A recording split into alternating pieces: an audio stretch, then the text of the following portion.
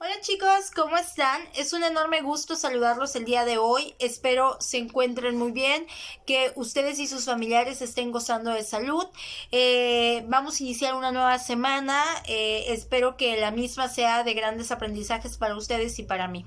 Bien chicos, la semana pasada estuvimos platicando acerca de temas muy interesantes respecto a la materia, ¿no? Ya hablamos un poquito de la esencia de la materia, estuvimos platicando acerca de qué es la economía de la educación, hablamos de esta doble función que tiene la economía de la educación, del método de estudio de la misma, platicamos de los objetivos y fines que persigue la economía de la educación con su actuar. De hecho, creo que nos faltó ver uno de los objetivos de la economía de la educación, según tengo aquí anotado en mis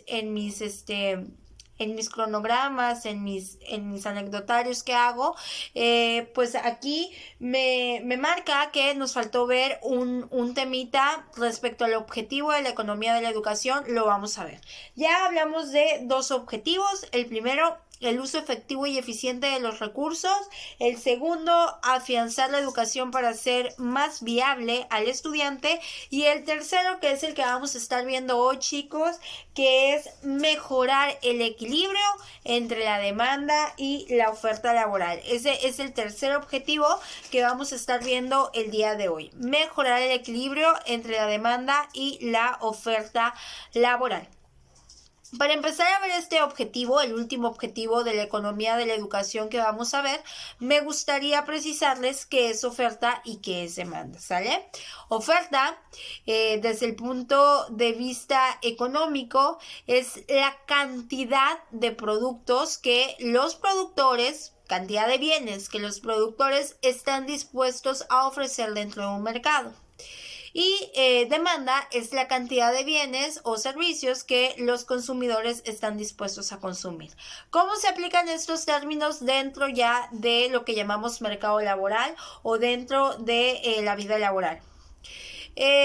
La oferta en el ámbito laboral sería la cantidad de empleos que pueden estar disponibles para ser ocupados, las cantidades de vacantes que están disponibles para ser ocupados, y la demanda sería la cantidad de empleo que necesitan los miembros de una sociedad, ¿no?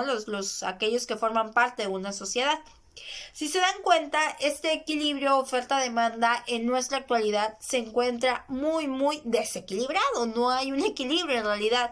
La oferta de empleos es muy poca y la demanda de estos es altísima totalmente, lo que provoca que, por ejemplo, muchos profesionales pues se tengan que dedicar a otras cuestiones totalmente ajenas a otras cuestiones que son totalmente ajenas a la profesión que éste ha estudiado, que éste ha ejercido, por la falta de oferta laboral. Entonces, pues eso es un gran problema, no solo para el individuo que ha estudiado y que se ha formado y que no puede explotar sus capacidades, sino también para la nación. ¿Por qué? Porque esto provoca menores ganancias, mayor recesión, mayores pérdidas económicas y pues por ende el retraso del progreso nacional. Entonces, uno de los objetivos de la economía de la educación como disciplina pues es mejorar este equilibrio que existe, que hay entre la oferta y la demanda laboral, es decir, que la oferta de empleo sea la adecuada para la cantidad de empleos que se necesitan dentro de una sociedad. ¿Por qué persigue este objetivo o cuáles son los subobjetivos de este objetivo de mejorar el equilibrio entre la oferta y la demanda laboral? El primero, disminuir el desempleo al generar capital humano eficiente. Repito, disminuir el desempleo al generar capital humano eficiente. ¿Cómo, chicos? ¿Qué pasa? Por lo general las grandes empresas, chicos, los puestos ejecutivos de las grandes empresas, los puestos gerenciales de las grandes empresas están ocupados por personas extranjeras. ¿no? ¿Por qué? Porque se supone o porque en México no encuentran las capacidades, cualidades y habilidades necesarias en los individuos que viven acá y les es necesario traer capital humano de otros países para que su empresa pueda funcionar correctamente. ¿Por qué sucede esto? Porque dentro del servicio educativo que se nos ofrece a los mexicanos o dentro de la formación educativa que se nos ofrece como mexicanos, pues la calidad es muy deficiente. De tal manera que el empresario no confía en las capacidades que tiene el mexicano y dice, no, pues la verdad es que la calidad educativa del mexicano y por ende el capital humano mexicano es muy deficiente. Entonces, mejor voy a traer a mis dirigentes, a mis puestos gerenciales del extranjero porque son más eficientes. ¿Qué pasa con esta situación? Nos quitan oportunidades a nosotros los mexicanos. Por eso el objetivo de la economía de la educación es precisamente tener una educación de calidad, tener una educación que forme capital humano eficiente para que se contraten a las personas que están en nuestro país, para que no se tenga que ir a buscar capital humano eficiente a otro lado y por ende esas vacantes sean ocupadas por nosotros y pues eso pueda sopesar un poquito la balanza entre la oferta y la demanda laboral. Incluso, chicos, hay puestos en el propio gobierno de nuestro país que es ocupado por personas extranjeras, porque en México pues no se encuentra el talento necesario para ocuparlo o aquellas personas que tengan capital humano eficiente para ocupar ese puesto, ¿no? Entonces, pues sí es una situación muy penosa, muy difícil que la disciplina de la economía de la educación pues intenta resolver, ¿verdad? Otro de los objetivos o subobjetivos del objetivo de mejorar este equilibrio entre la oferta y la demanda laboral es precisamente mejorar los ingresos de las personas educadas. Ya les había dicho que muchas personas pues estudian su licenciatura con la mira, con el objetivo de mejorar sus ingresos, ¿no? Y de mejorar las oportunidades o la calidad de vida que éste puede tener. Sin embargo, en la realidad cruda que actualmente vivimos es que nuestra mano de obra es muy mal pagada, aunque seamos profesionales, ¿no? Si en el gobierno es mal pagada, pero de manera particular es peormente pagada, ¿no? Entonces, pues es un poquito complicado el hecho de que tú inviertas en tu educación, inviertas en tu formación y al final del día las oportunidades de trabajo que tengas te van a remunerar muy poco. Entonces uno de los objetivos de la economía de la educación pues es eliminar esta situación, ¿no? ¿De qué forma? Aumentando, ¿verdad? El capital humano y por tanto si hay mayor capital humano, mayor será el ingreso que debas de tener como capital humano eficiente, ¿no? Las personas educadas que se preocupan por su educación, que se forman, que tratan de quitar la ignorancia de ellos, pues tienen mejor ingresos que aquellos que no están educados. En la realidad hoy no es así, ¿no? Por ejemplo, yo he tenido muchas experiencias en las que veo que las personas que ponen un negocio, que son, pues tienen mayor ingreso que una persona profesional, ¿no? Entonces, esta brecha es la que intenta transformar la economía de la educación a través de este objetivo. Otro de los subobjetivos que forman parte del objetivo de mejorar el equilibrio entre la demanda y la oferta laboral es precisamente eliminar las diferencias sociales, chicos. ¿Qué pasa? Dentro de la sociedad, pues para nadie es un secreto, ¿verdad? Que existen clases sociales. Está la clase alta, la clase media, la clase baja, la clase súper baja, ¿no? Hay clases sociales dentro de la sociedad. Y por lo general tenemos la idea de que aquel que es rico va a ser rico toda su vida y que aquel que es pobre va a ser pobre toda su vida, ¿no? De hecho, la realidad, eso nos ha enseñado, que el que es rico pues, va a ser rico y que el que es pobre siempre va a ser empleado de rico. Sin embargo, la educación es tan hermosa y es tan linda y es tan fundamental que puede eliminar esta diferencia o esta situación.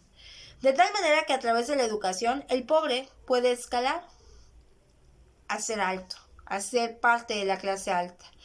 y el que forma parte de la clase alta puede seguir educándose para ser parte de esta clase siempre, ¿no?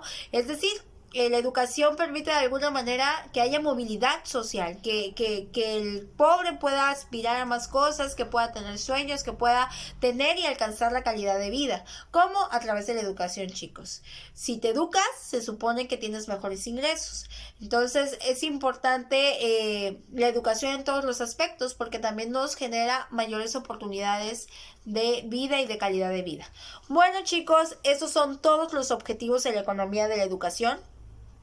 Con este último objetivo que vimos hoy, damos por terminado ese temita, ¿sale? Nos vamos a pasar al siguiente temita correspondiente al día de hoy. Uno de los temitas más interesantes dentro de la economía de la educación, chicos. ¿Por qué? Porque es uno de los temitas más interesantes, porque de alguna manera es como la base de la economía de la educación este tema, ¿no? ¿Qué es el capital humano? Es como la parte principal de un acto, supongamos que la obra de teatro es la economía de la educación y el acto principal es el capital humano, porque a través de pues es precisamente que se da el progreso nacional y que de alguna manera se sostiene, ¿verdad? Esta idea de cómo la educación es súper importante para el desarrollo de una nación, ¿sale?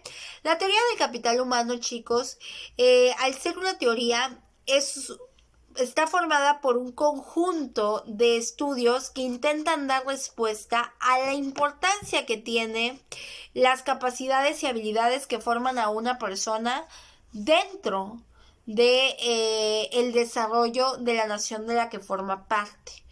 Esta teoría es iniciada por 3 grandes autores, ¿sale? Theodore Schultz, así se escribe, lo voy a mencionar cómo se escribe, para que ustedes puedan buscarlo, puedan investigar más del tema si así lo necesitan.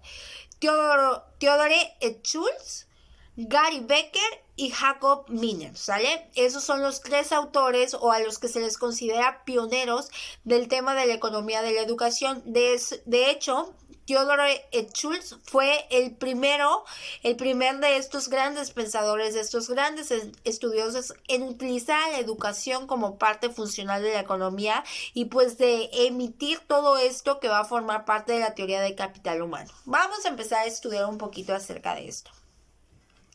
Theodore Schultz fue un estudioso, fue un economista, catedrático de varias universidades prestigiosas de Estados Unidos, como la Universidad de Chicago, etcétera, etcétera. Él, en sus estudios, era un economista que estudiaba el desarrollo de la economía dentro de la sociedad, sus pros, sus contras, etcétera. Dentro de sus estudios, del estudio económico que hacían de la sociedad, se dio cuenta de que aparte de los factores de producción que ya conocemos, que son tierra, capital, trabajo y tecnología, era necesario incluir otro factor de producción, como es la educación. Y ustedes dirán, profe, ¿la educación es un factor de producción? Sí, él decía que sí, ¿no? Que aparte de estos factores de producción que ya vimos en la materia, tierra, trabajo, tecnología, capital, pues era necesario incluir otro, igual de importante que estos 4, que era la educación. Este autor, Theodore Schultz, sostenía que la educación, al igual que estos 4 factores de producción, sostenían y aumentaban la riqueza de una nación.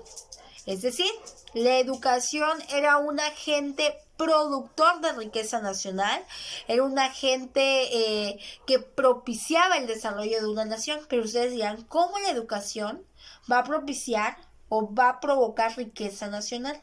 Pues bueno, chicos, ¿a través de qué? De la teoría del capital humano. Vamos a empezar explicando qué es el capital humano.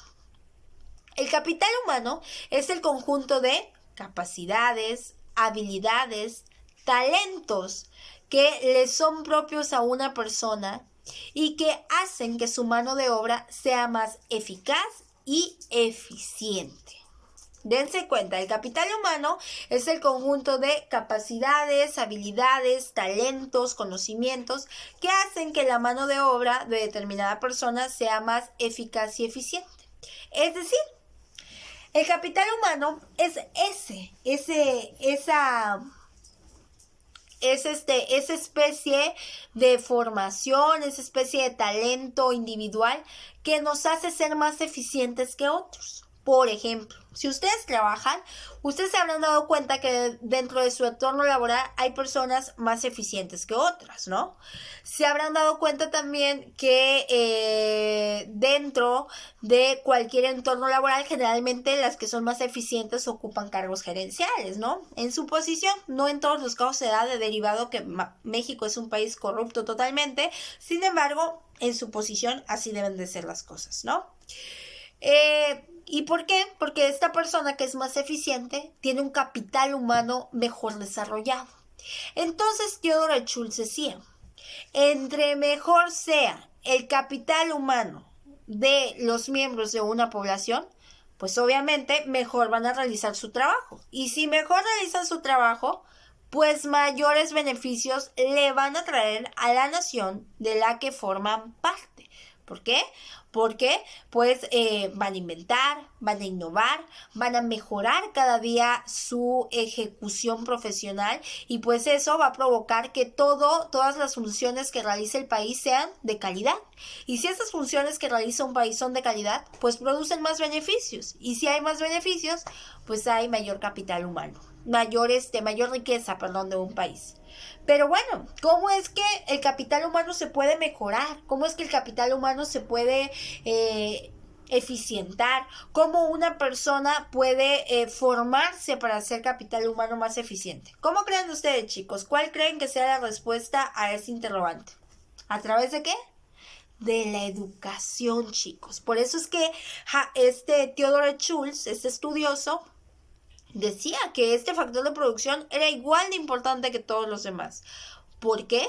Porque a través de la educación es que nosotros nos educamos, nos formamos y sacamos lo mejor de nuestras habilidades, formamos nuevas, mejoramos las que ya tenemos, adquirimos conocimiento, no solo intelectual, procedimental, emocional, éticos, valores que nos permitan desempeñarnos no solo como mejores profesionales, sino también como mejores personas. Por eso es tan importante la calidad de educación que recibamos, porque si recibimos una educación de calidad, pues esta educación nos va a formar como mejor capital humano porque vamos a tener mejores habilidades, mejores competencias.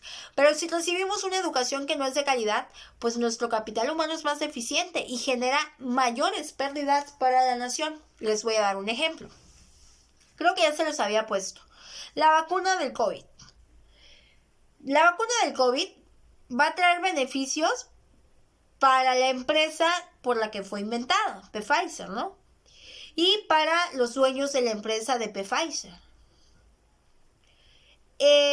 No sé de qué nacionalidad sean los dueños de la empresa de Pfizer, pero pues eso trae mayor desarrollo nacional al país de las que forma parte esta empresa o donde tiene la sede esta empresa, ¿no? Porque va a generar mayores ganancias económicas. Es un invento que va a generar al país mayores divisas.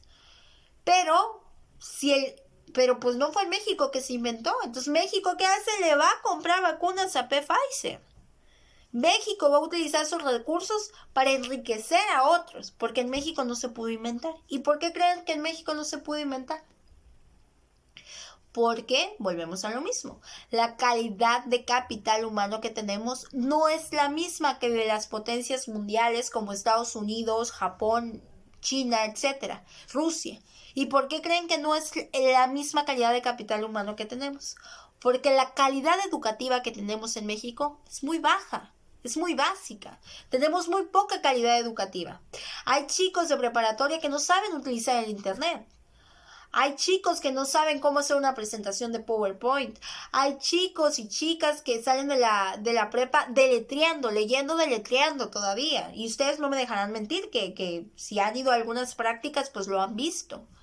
Hay chicos que salen de la preparatoria todavía sin saber hacer operaciones básicas. A mí me ha tocado ver, por ejemplo, alumnos que les cuesta muchísimo reflexionar acerca de ciertos tipos de temas. Me ha tocado ver alumnos que no, que pues dentro, que no son para la educación superior todavía, pues que les falta pulir muchas competencias básicas todavía. Entonces, pues desen cuenta de la importancia de la educación como factor de producción. ¿Por qué? Porque optimiza todos los demás factores de producción. Si hay una persona educada, va a utilizar el factor de producción de tierra de mejor manera, porque es una persona capacitada. Si hay una persona con el capital humano eficiente, va a poder utilizar el factor de capital de mejor manera. ¿Por qué? Porque es una persona educada que sabe para qué, cuándo, cómo.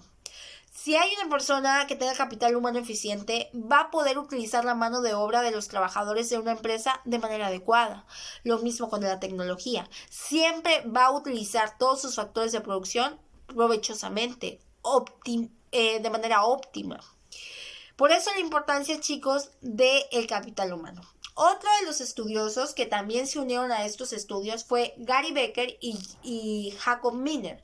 Estos dos estudiosos realizaron ambos estudios sobre el capital humano y ellos decían que el capital humano, o ellos sostenían en sus postulados que el capital humano era importantísimo también para el crecimiento y el desarrollo nacional de una nación, y decían que este capital humano también de alguna manera puede traer beneficios a largo plazo. Ellos sostenían la idea, ambos estos tres estudiosos que les he presentado son de origen estadounidense.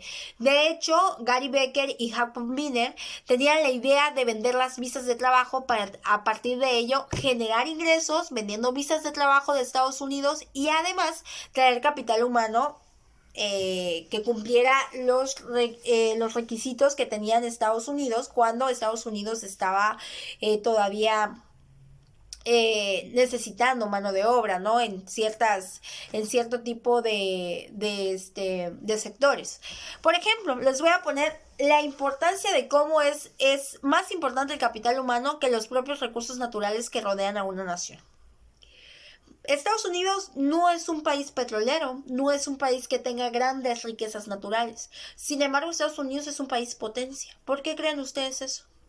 Porque los pocos recursos o los pocos factores como suelo, capital o tecnología que pueden tener, su capital humano los optimiza, los utiliza de una manera eficiente y eficaz, de tal manera que los resultados de la utilización, aunque sean pocos, son óptimos. Y en México no. En México, el capital humano, pues al no haber educación de calidad, pues el capital humano es deficiente también, ¿no? Y aunque tengamos 1000 recursos, no podemos utilizarlos de manera eficiente porque no sabemos hacerlo, chicos. Entonces, ahí la importancia de esta teoría del capital humano, ¿verdad? Bueno, chicos, de tal manera que la educación juega un papel fundamental en la teoría del capital humano, porque la educación se considera como una especie de inversión en el ser humano, ¿verdad? Que a largo plazo, pues va a traer beneficios cuantiosos, que va a ser rentable, que los beneficios van a ser mayores a la inversión, ¿verdad? Por eso es que esta teoría sostiene que el capital humano, que la calidad del capital humano que tenga una nación y la riqueza de esa nación depende directamente de la educación. Si ustedes ven o toman ejemplos o buscan documentales educativos de otros países, se podrán dar cuenta que la parte central de la economía y funcionamiento de una nación es la educación. Por eso es que es un tema de suma importancia dentro de una nación, porque la educación forma a las personas que más tarde van a ser parte de la vida económica del país. Yo hace algunos días vi un meme de que decía que menos mal que todavía sigue viva la última generación de microbiólogos, de etcétera, etcétera, ¿no?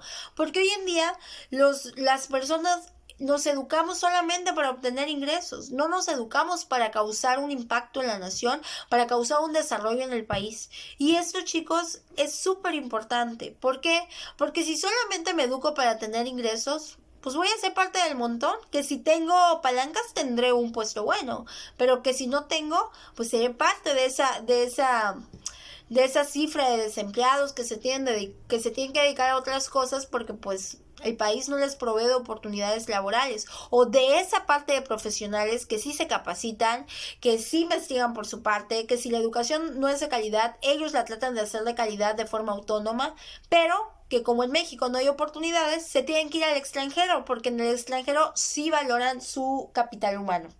No sé si recuerdan esta historia, no recuerdo cómo se llama el individuo, pero recuerdo mucho que en las noticias salió de un estudiante, un señor, que que se, que se fue a trabajar a la NASA, que estudió en la NASA y quedó trabajando en la NASA y que iba a ir a la primera expedición, no sé si a un satélite, no recuerdo.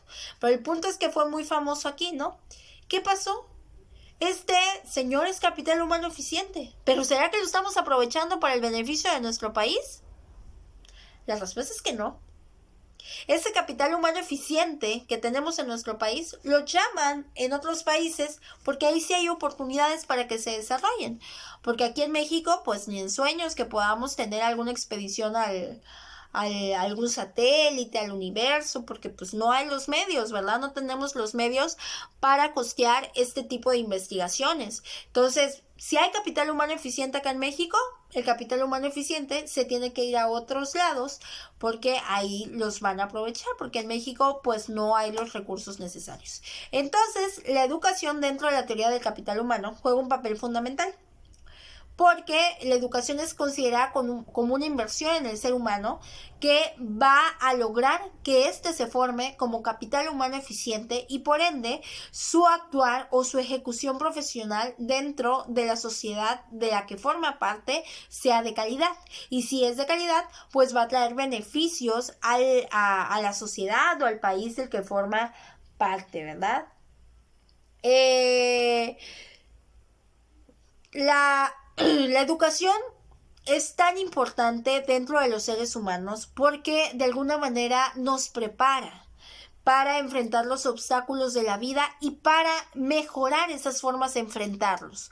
¿Cómo? Pues a través de procedimientos, técnicas que vamos a ir aprendiendo a través de la educación, que vamos a ir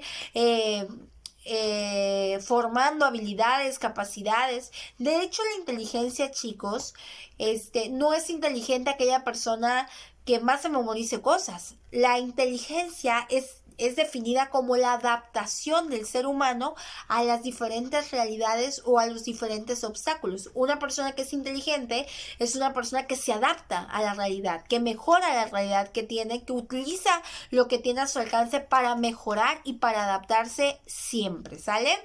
Bueno, chicos, hasta aquí lo vamos a dejar el día de hoy. Es la primera parte de la explicación de la teoría del capital humano. La próxima clase estaremos viendo la segunda parte, ¿verdad? Que va a tener que ver con el valor productivo de un individuo y el valor productivo del individuo para la economía de un país, ¿verdad? Un individuo educado, un individuo que ha recibido una educación de calidad, tiene una doble función. Primero, que pues invierte en la realización interna y externa del individuo. Y la segunda son las ganancias propias que va a tener el individuo y las ganancias para el Estado. De tal manera que un individuo educado tiene una doble función beneficiosa para el país. La primera es que va a tener mayores ganancias para su vida personal y la segunda es que va a tener mayores ganancias, mayores beneficios para el Estado, ¿verdad? Una persona que tiene un buen estatus económico es una persona que no necesita ayuda por parte del Estado para salir adelante. Entonces no se gasta en ella, sino al contrario, se recibe beneficios de la misma, ¿no? Porque, por ejemplo, las personas que no pueden salir adelante por sí solas necesitan ayuda del Estado. ¿A través de qué? De la ejecución de políticas sociales, ¿verdad? Por ejemplo, becas, apoyo a jefas de familia, apoyo a madres solteras, comedores comunitarios. Y eso genera un gasto para el Estado. Entonces el Estado no quiere que se genere ese gasto. El Estado lo que quiere es invertir en el individuo para que éste genere ganancias propias, ganancias para sí, pero también ganancias para el Estado. Bueno, chicos, lo vamos a dejar hasta aquí al día de hoy. Espero le hayan entendido. Cualquier duda, cualquier situación, ya saben que estoy a sus órdenes con mucho gusto. Que tengan un bonito transcurso de semana, chicos.